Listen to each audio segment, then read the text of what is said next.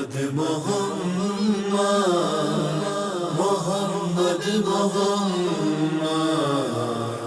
السلام علیکم، میں ہوں آپ کی ہوسٹ سیدہ فریال فاطمہ اور قائم ٹی وی کی جانب سے پروگرام سیرت اہل بیت میں ایک بار پھر سے خوش آمدید۔ آج جو ہمارا موضوع گفتگو ہوگا وہ ہوگا عبادت، اور آج جو ہمارے ساتھ ہماری مہمان ہیں ان کا نام ہے سیدہ امینہ فاطمہ زہرا۔ تو چلیے اپنی گفتگو کا آغاز کرتے ہیں۔ السلام علیکم۔ وعلیکم السلام۔ السلام علیکم۔ وعلیکم السلام، کیسی ہیں آپ؟ الحمدللہ۔ اچھا، آج کا ہمارا جو موضوع گفتگو رہے گا وہ عبادت کے حوالے سے رہے گا، تو آپ ہمیں عبادت کے حوالے سے کیا بتانا چاہیں گے کہ عبادت دراصل ہے کیا؟ اعوذ باللہ من الشیطان الرجیم، بسم اللہ الرحمن الرحیم، الحمدللہ رب العالمین، الصلاۃ والسلام علی اشرف الانبیاء والمرسلین، رب اشرح لی صدری ویسر لی امری واحلل عقدۃ من لسانی یفقہوا قولی، افوض امری الی اللہ ان اللہ بصیر بالعباد، اللہم صلی علی محمد وآل محمد وعجل فرجہم۔ قاری عزیز، جیسا کہ آپ نے سوال کیا ہے کہ عبادت کے حوالے سے میں کچھ بیان کروں، تو سب سے پہلے میں تو یہ کہوں گی عبادت جو ہے معبود کی ہے، وہ کہ جو لائق عبادت ہے، بے شک، یعنی ایسی ذات کہ جس کے قدرت میں ہر چیز ہو، اور وہ ذات اقدس ہمیں اپنے پروردگار عالم کے سوا کوئی دکھائی نہیں دیتی، کیونکہ وہ پروردگار عالم ہے کہ جو ہمیں ملتا ہے روایات میں، بلکہ دعاؤں میں بھی ملتا ہے، کہ جس کے لیے کہا گیا ہے کہ وہ رازق ہے، وہ مالک ہے، وہ اعلیٰ ہے، وہ اول ہے، وہ ظاہر ہے، وہ باطن ہے۔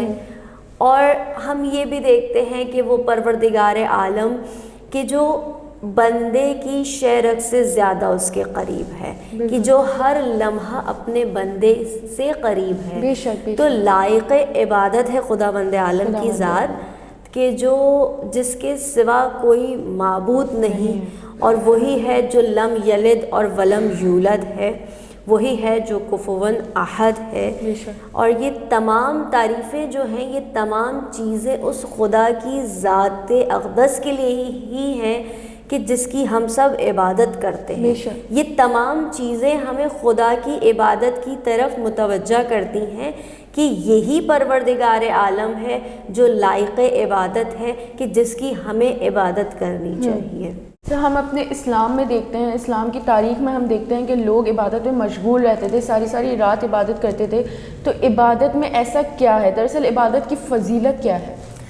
اب سوال جو آپ کا یہ ہے کہ عبادت کی فضیلت، تو پروردگار عالم کی عبادت اس زمین کا ذرہ ذرہ اور آسمان میں رہنے والی ہر شے کر رہی ہے، چرند پرند تک کر رہے ہیں، یہ سنگریزے، یہ پتھر، یہ تمام چیزیں خدا کی حمد کر رہی ہیں۔ بے شک، یہ تمام چیزیں پروردگار عالم کی حمد کر رہی ہیں، اس کی عبادت کر رہی ہیں، مگر خدا بند تعالی نے بندوں کو خلق کیا اور انہیں اشرف المخلوقات بنایا ہے، جس کے لیے یہ کہا جاتا ہے، بلکہ جس کے لیے یہ سورہ ملک میں ملتا ہے کہ جس کی دوسری آیت ہے اعوذ باللہ من الشیطان الرجیم، بسم اللہ الرحمن الرحیم، للذین خلق الموت والحیات لیبلوکم ایکم احسن الاعمال، کہ پروردگار عالم نے اپنے بندوں کو خلق کیا ہے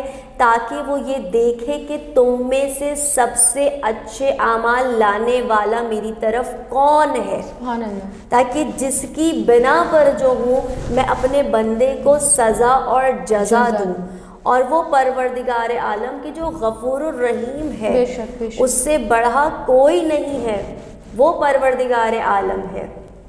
تو یہاں ہمیں یہ واضح ہوتا ہے کہ یہ جو اشرف المخلوقات کا لقب ہم بندے، ہم بشر انسانی کو دیا گیا ہے، اس کو دینے کا مطلب یہ ہے کہ پروردگار عالم نے جو جنت اور جہنم کی تقسیم رکھی ہے وہ اپنے بندے کے اجر اور اس کے اعمال پر رکھی۔ بالکل بالکل۔ رہبر اور انبیاء جو آئے ہیں، ہمارے امام آئے ہیں، انہوں نے ہمیں بارہا بتایا، دیکھو تم اپنے انسانی وجود کے اندر دیکھو کہ کتنا احسن تمہیں خلق کیا گیا ہے، تمہارے ہاتھوں کی انگلیاں جو ہیں وہ متوازن، بے شک بے شک، تمہاری جو چہرے کے اوپر آنکھ ہے کہ وہ کبھی کوئی ماتھے پر نہیں ہے بلکہ دونوں ایک مقام پر موجود ہیں.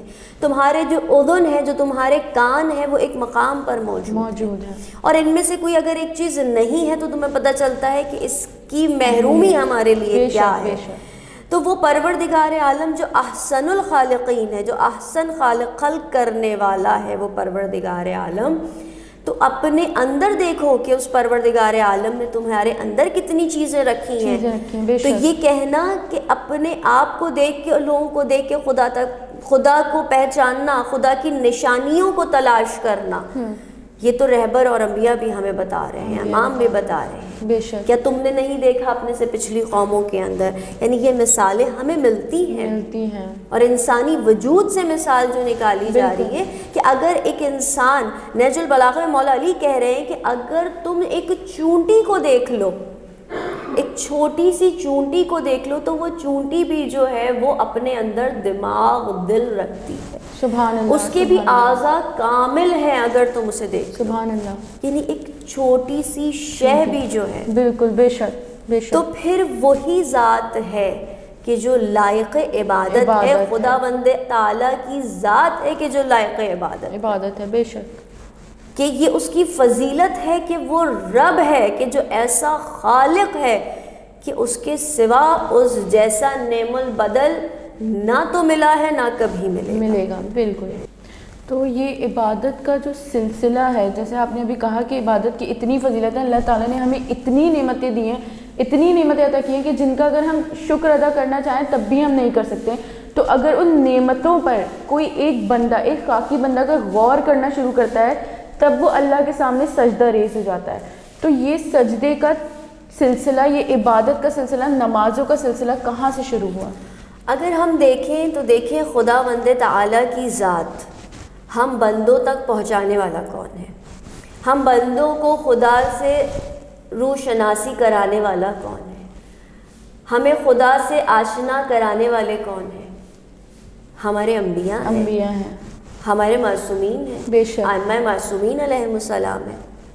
تو یہی وہ ہستیاں ہیں. تو اب آپ سوچئے کہ جب وہ بندوں کو کہہ رہے ہیں کہ اپنے رب کو پہچانو، اپنے اندر کی نشانیوں سے پہچانو، بے شک، اور اس کی عبادت کرو، تو پھر سوچئے ان کا مقام کیا ہوگا کہ جن کے سامنے جنت اور جہنم دونوں واضح ہیں. بے شک. جن کے سامنے خدا کی قدرت اس قدر واضح ہے کہ جس کا میں اور آپ اندازہ بھی نہیں کر سکتے. کہ یہی بات میں نے کہی نا کہ وہ خدا کے ذریعے سے جو ہے وہ بندوں کو پہچانتے ہیں، اور بندے بندوں کے ذریعے سے خدا کو پہچانتے ہیں. بے شک. یعنی یہ بات اس بات کی دلیل ہے کہ خدا کی ذات سے اس کی خلق کی ہوئی چیزوں کو جانا جائے، نہ کہ خلق کی ہوئی چیزوں کے ذریعے خدا کو جانا. تو یہ دونوں راستے ہمارے خدا کی فضیلت کو بتا رہے ہیں، پروردگار عالم کی ذات کو بتا رہے ہیں، اور انبیاءوں کی عبادتوں کے معراج کو بتا رہے ہیں. بے شک بے شک. کہ جب وہ اپنے خدا کی اس قدر معرفت رکھتے تھے کہ جس شے کی طرف نظر کرتے تھے تو کہتے تھے سبحان اللہ، سبحان اللہ، کہ خدا تیری قدرت کہ تو ہر شے پر قادر، بے شک، تیری خلقت کہ جو ہر شے سے افضل ہے. اس جیسا کا نہ انسان بنا پایا ہے نہ بنا پائے گا. تو عبادت کا سلسلہ شروع سے ہے، بے شک. پہلے نبی سے لے کے ہمارے حجت آخری حجت تک ہے. ایسا نہیں ہے کہ کوئی رسول کے دور سے یہ عبادت کا سلسلہ شروع ہوا یا اماموں کے دور سے، نہیں، بلکہ ہم تو یہ بھی دیکھتے ہیں کہ ایک خاص مقام پر جا کر بھی عبادت کی جاتی تھی، خدا کی طرف بلایا جاتا تھا، تبلیغات دین کر رہے تھے نبی. اور جو کچھ بھی قرآن میں موجود ہے ایسا نہیں ہے کہ وہ صرف قرآن کے اندر، بلکہ پچھلی کتابوں کا علم بھی موجود ہے. بالکل بالکل. ایک نبی نے اپنے آنے والے نبی کے لیے راستے ہموار کیے ہیں. تو اس کا مطلب کیا ہے کہ جو شریعتیں ہیں وہ تمام کی تمام شروع سے ہمیں دکھائی دے رہی ہیں. ہمیں قرآن کے ذریعے پتہ چل رہا ہے کہ عبادت روز اول سے ہے خدا کی. اسی لیے تو کہا کہ یہ روز اول سے عبادت ہے خدا بند تعالیٰ کی. یہاں تک کہ جب ہم جناب نبی اللہ یوسف علیہ السلام کا جو ہم معجزہ دیکھتے ہیں کہ انہوں نے زلیخا کو آنکھیں لوٹائی ہیں. جی جس کو میں اس طرح سے بیان کروں کہ جب کناہن تھے، دربار تھا، اور اس دربار کے اندر کناہن جو ان کے بہت ہی بڑے خدا کے دعوے دار تھے، انہوں نے کہا کہ بھئی ہم تمہیں نہیں مانتے یوسف کہ تم اللہ ایک ہے، ہم یہ نہیں مانتے کہ اللہ ایک ہے، اور نہ ہم تمہیں مانتے ہیں کہ تم اللہ کے نبی ہو.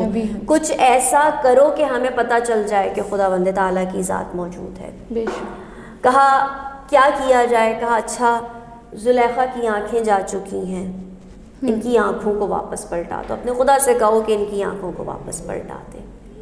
نبی اللہ یوسف نے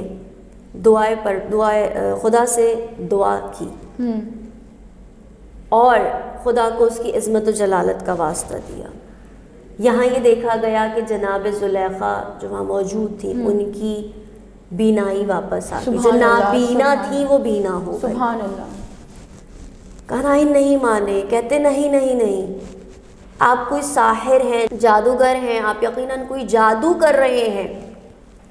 نبی اللہ یوسف ہم آپ کے اس چیز کو نہیں مانتے، یہ جادو ہے، کچھ اور کر کے بتائیے. کہا کیا کیا جائے؟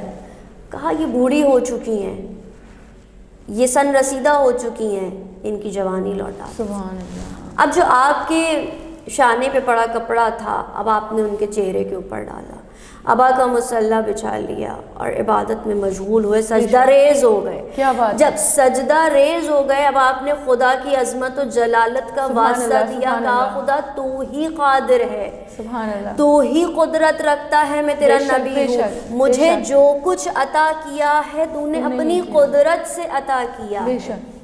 یعنی ایک نبی کی جس کے پاس جو ہے خدا نے اختیار دیا ہے کہ وہ جو چاہے وہ کر سکتا ہے، مگر پھر بھی خدا رب کی اس طرح سے، ایک نبی خدا کی اس طرح سے عبادت کر رہا ہے کہ خدا تو ہی قادر ہے. بے شک. تو ہی ہے کہ جو پرستش اور خضوع و خضوع کے ساتھ عبادت کے لائق ہے. میں تجھ سے مانگ رہا ہوں. اور واسطے دے کر جب انہوں نے مانگا اور جو ابا ہٹائی ہے، جو کپڑا ہٹا ہے، تو دیکھا زلیخا کی جوانی واپس آ چکی ہے. سبحان اللہ. زلیخا کی جوانی واپس آ چکی ہے. ان کناہن میں سے صرف ایک کنان جو خدائے دعوے دار کرنے والے گرجا گھر کے لوگ تھے، ان میں سے ایک آتا ہے، کہا نہیں یوسف جو ہیں وہ جادو نہیں کر رہے، کیونکہ یہ عمل بشری عمل نہیں ہے. سبحان اللہ. جو یہ عمل ہے یہ بشری عمل نہیں ہے، بلکہ یہ قدرت ہے اس خدا کی کو جو یہ عمل کر سکتا ہے. بے شک. ہم اس بات پہ غور کر سکتے ہیں کہ جب ہمارے پروردگار نے اپنے نبی کی بات کو رد نہیں کیا اور عبادت کو اتنی فضیلت دی کہ اگر کوئی نبی ایک نماز میں سجدہ ریز ہو کر کوئی دعا مانگے تو کبھی پروردگار عالم اس دعا کو رد نہیں کرتا تھا. ناظرین اب ہم جاتے ہیں چھوٹے سے بریک پر. بریک کے بعد ہم پھر حاضر ہوں گے. جب تک اپنا خیال رکھیے اور دیکھتے رہیے قائم ٹی وی.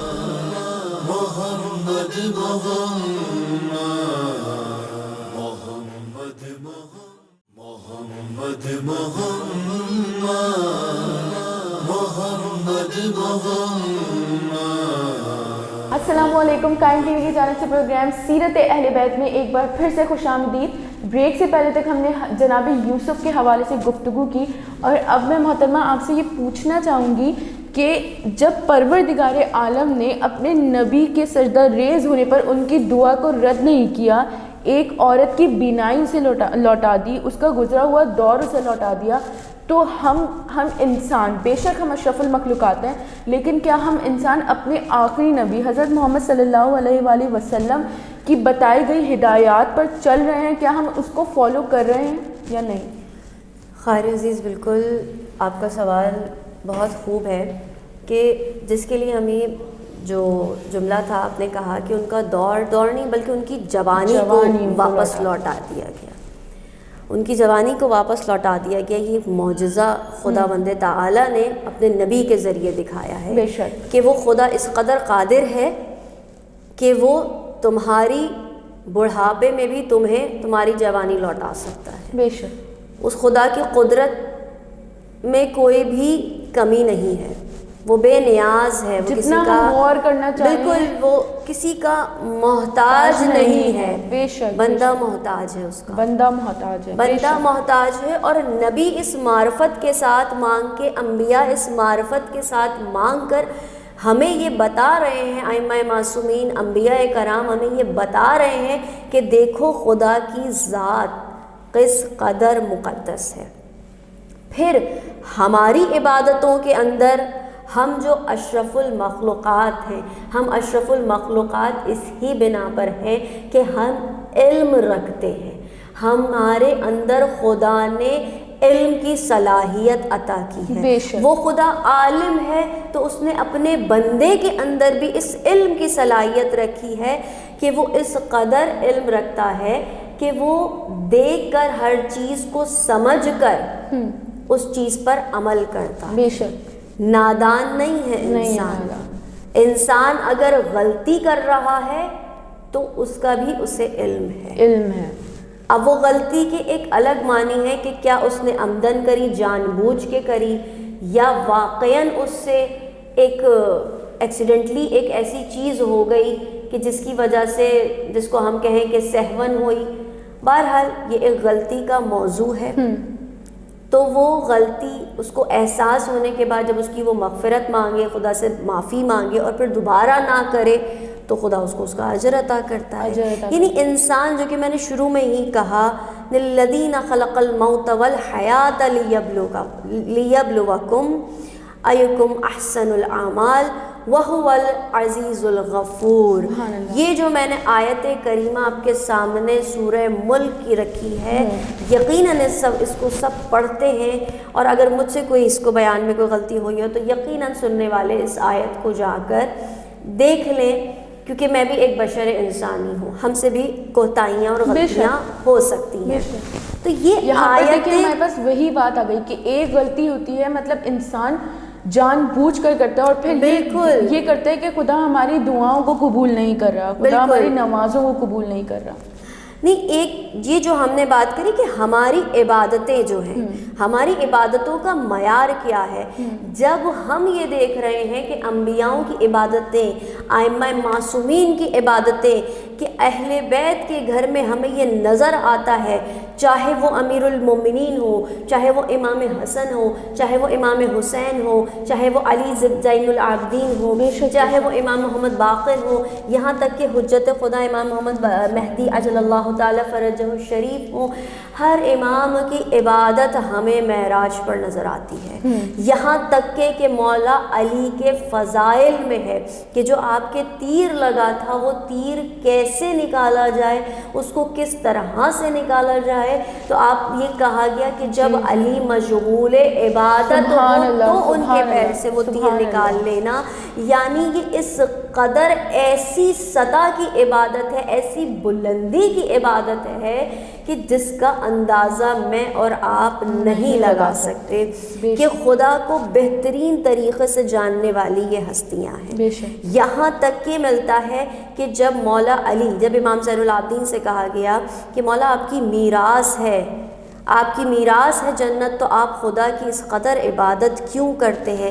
کہے پوچھنے والے، تم نے میرے ساتھ انصاف نہیں کیا، میرے ساتھ انصاف نہیں کیا، میرے جد امیر المومنین کی عبادت مجھ سے زیادہ افضل ہے، کہ جو کہتے ہیں کہ گرمیوں میں روزے رکھو، سردیوں میں ٹھنڈے پانی سے وضو کرو، تاکہ تمہیں جو ہے وہ جنت اور جہنم کا احساس بیدار ہو۔ اور مولا علی بھی جب وضو کے لیے کھڑے ہوتے تھے تو آپ کا چہرہ جو ہے وہ سرخ ہو جایا کرتا تھا۔ اس لیے نہیں کہ مولا ڈر رہے ہیں، یہ پوچھا گیا کہ مولا کیوں سرخ ہو رہا ہے، مولا یہ کہتے ہیں میں جانتا ہوں میرے خدا کی فضیلت کیا ہے، میں جانتا ہوں میرے خدا کیا ہے، اس قدر معرفت ہے کہ جانتا ہوں جنت کیا ہے، جہنم کیا ہے۔ اسی لیے بار بار ہمیں ڈراتے رہے کہ نہیں چاہتے اہل بیت علیہ السلام کہ کوئی بھی بشر انسانی جہنم کی آگ میں جلایا جائے، کوئی بھی بشر انسانی وہ ہرگز نہیں چاہتے کہ وہ جہنم کی آگ میں جلے۔ اسی لیے کہا کہ ایک کے بعد ایک کو، یعنی وہ ایک الگ روایت ہے جس کو میں یہاں اسکپ کروں گی، کہ بہرحال وہ نہیں چاہتے کہ کوئی بھی بشر جو ہے وہ جہنم کی آگ میں جلے۔ اسی لیے کہا خدا کی عبادت کرو، وہ لائق عبادت ہے، اس کی طرف پلٹ کر آؤ، وہ لائق عبادت ہے۔ خدا کی معرفت پیدا کرو کیونکہ وہ لائق عبادت ہے۔ اور امام وہی ہے کہ جو ہمیں اللہ کی معرفت بہترین طریقے سے بتا کر گئے۔ ہم اور آپ نہیں سمجھ سکتے، مگر جتنا ہم سمجھ سکتے ہیں وہ ہم سمجھ لیتے ہیں کہ خداوند تعالیٰ کی ذات غنی ہے۔ یہ تمام چیزیں ہمیں کوئی ہم سے نہیں پتہ چلی، بلکہ یہ اہل بیت علیہم السلام نے ہمیں بتائی ہیں، انبیاء کرام نے ہمیں بتائی ہیں۔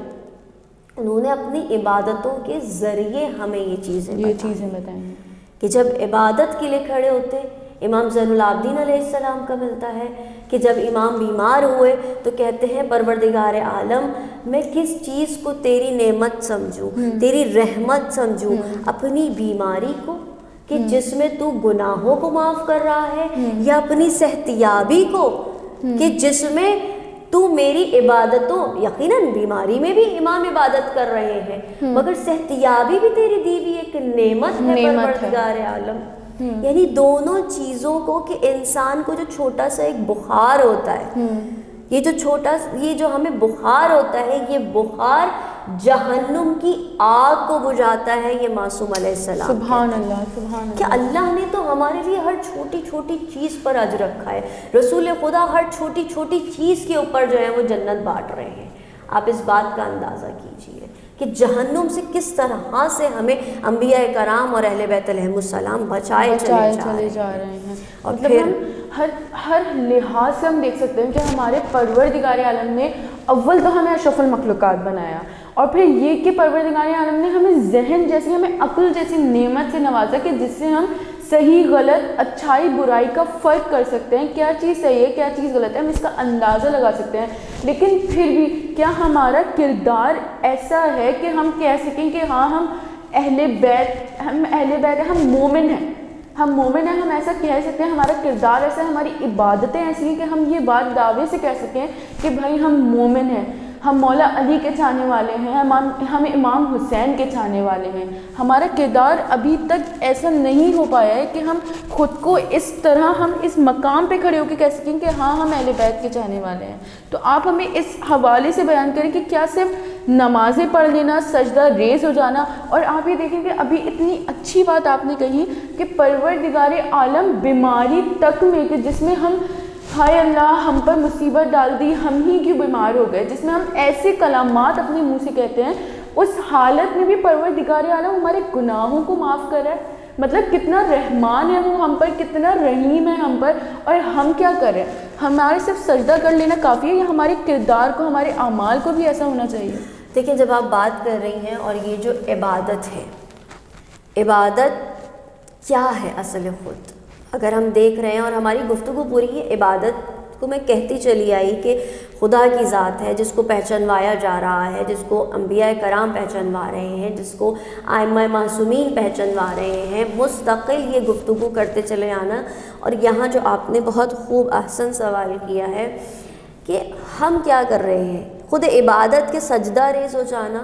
دیکھیں جب آپ اپنے خدا کی، یعنی جب ہم اپنے خدا کی عبادت کرتے ہیں، عبادت ہمارے اندر خضوع لے کر آتی ہے، معصومین کے اقوال میں موجود ہے، خود رسول کے کلام میں موجود ہے کہ رسول خدا ارشاد فرماتے ہیں کہ جب تم عبادت کرتے ہو تو خدا تمہارے دل کو نرم کر دیتا ہے، یہ عبادت تمہارے دل کو نرم کرتی ہے۔ مگر ہم یہ چیز دیکھ رہے ہیں کہ یہ بھی نظر آتا ہے کہ ایک شخص آیا مسجد نبوی میں، اس نے نماز پڑھی، اور اس طرح سے نماز پڑھی کہ جس کو آپ نے کہا کہ ایک غراب جو ہے وہ، یعنی ایک کوا جو ہے وہ چونچ مار رہا ہے، یعنی ایسی نماز پڑھی گئی۔ تو یہاں سے ہی میں اپنی بات کو آگے لے کے چلوں گی کہ پروردگار عالم عبادت وہ ہے جو ائمہ معصومین نے ہمیں بتائی، جو انبیاء کرام نے ہمیں بتائی کہ عبادت معرفت کے ساتھ ہے۔ جب وہ کھڑے ہوتے تھے تو ان کے جسم لرزتے تھے، وہ یہی کہتے تھے، امام علی کی جو میں نے ابھی آپ کے سامنے مثال پیش کی، کہ وہ جانتے ہیں خدا کیا ہے، وہ جانتے ہیں جنت و جہنم کیا ہے۔ بے شک ہم بے شک ائمہ معصومین جیسی عبادت نہیں کر سکتے، مگر اپنے اندر احساس خدا بندی کو بیدار کر سکتے ہیں۔ یہ ہمارے علماء یہ ہمیں یہی بتاتے ہیں کہ عبادت، ان کے تمام عمل اور کردار ہمیں یہی بتا رہے ہیں کہ عبادت معنویت کے ساتھ ہے، معرفت کے ساتھ ہے، کہ جب خدا کی عبادت کرو تو یہ نہیں کہ غراب کی طرح، ایک کوے کی طرح جو ہے وہ اپنے ماتھے کو جو ہے سجدہ پر رکھو، نہیں، اس طرح سے خدا کی عبادت کرو کہ وہی ذات ہے اور میں بے بس اور لاچار ہوں، اپنی حقیقت کو جانتے ہوئے خدا کی بارگاہ میں کھڑے بے شک بالکل۔ ہمیں ہر مقام پر عبادت کی بہت سی چیزیں ملتی ہیں، ہم پروردگار کی عبادت کرتے ہیں۔ میں پھر وہی بات بولوں گی کہ پروردگار عالم ہمیں بار بار مواقع دیتے ہیں، ہم غلطیاں کرتے ہیں، ہم گناہ کرتے ہیں، لیکن پروردگار عالم ہمیں موقع دیتے ہیں، ہم پھر عبادت کرتے ہیں، ہم پھر سجدہ ریز ہوتے ہیں۔ تو ہمیں چاہیے کہ ہم دنیا کو فالو کرنے کے بجائے اپنے معصومین کے کردار کو فالو کریں، ہم ان کو دیکھیں کہ وہ کس طریقے سے عبادت کرتے ہیں۔ ایک بات میں آپ کے ساتھ آپ کی بات کو منقطع کرتے ہوئے کہنا چاہوں گی کہ جب ہم مولا علی کی بات کرتے ہیں تو ہم ہمیشہ یہ جملے ہماری زبانوں پر جاری رہتے ہیں کہ جہاں امام علی وہاں ہم۔ جب جنت کی بات آتی ہے تو ہم یہی کہتے ہیں جہاں امام علی ہیں وہاں ہم بھی ہیں، اور جب عمل کی بات آتی ہے تو ہم کہتے ہیں کہاں امام اور کہاں ہم۔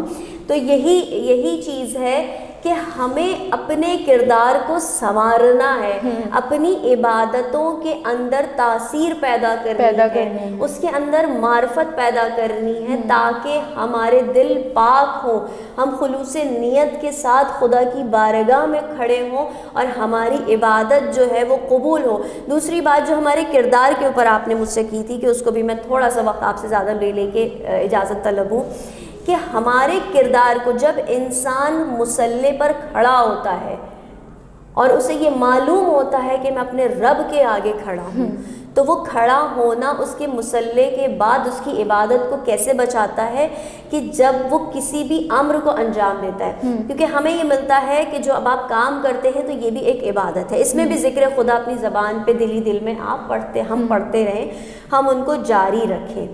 اور یہ تمام چیزیں ہمیں واضح کر رہی ہیں کہ جب انسان خضوع و خضوع کے ساتھ خدا کے بارگاہ میں مصلی عبادت پہ کھڑا ہوگا تو مصلی کے بعد بھی اسے یہ ہوگا کہ پروردگار عالم اگر میں نے کسی کی دل آزاری کری تو اس کی وجہ سے میری نماز ضائع ہو جائے گی، اس کی وجہ سے میرے عمل ضائع ہو جائیں گے۔ پروردگار عالم میں نے اگر جھوٹ بولا تو مجھے یہ عذاب ملے گا۔ یعنی نماز اور عبادت مستقل انسان کے اندر یہ احساس بیدار رکھتی ہے کہ اگر گناہ انجام دیا تو نماز کا اجر چلا جائے گا جہنم کی طرف، ہمیں بھیج دیا جائے گا، ہمارے نامہ اعمال ہمیں جہنم کی طرف لے جائیں گے۔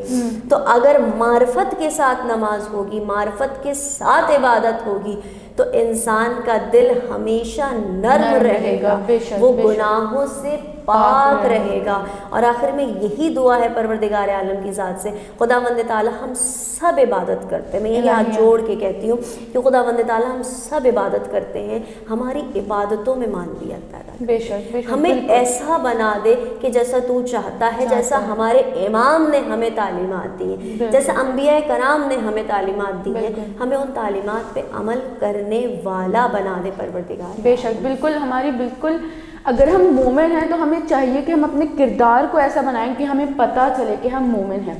تو ناظرین، آج بہت ہی خوبصورتی سے ہم نے عبادت کے موضوع کو اپنا موضوع گفتگو بنایا، اور میں بہت شکر گزار ہوں آپ کی کہ آپ نے انتہائی خوبصورتی سے ہمیں اس کی باریکیوں سے آگاہ کیا، ہمیں اس کے بارے میں بتایا۔ انشاءاللہ پھر اگلی بار ایک اور نئے موضوع کے ساتھ حاضر ہوں گے۔ جب تک اپنا خیال رکھیے اور دیکھتے رہیے قائم ٹی وی۔ خدا حافظ۔ محمد محمد محمد محمد محمد محمد محمد محمد محمد محمد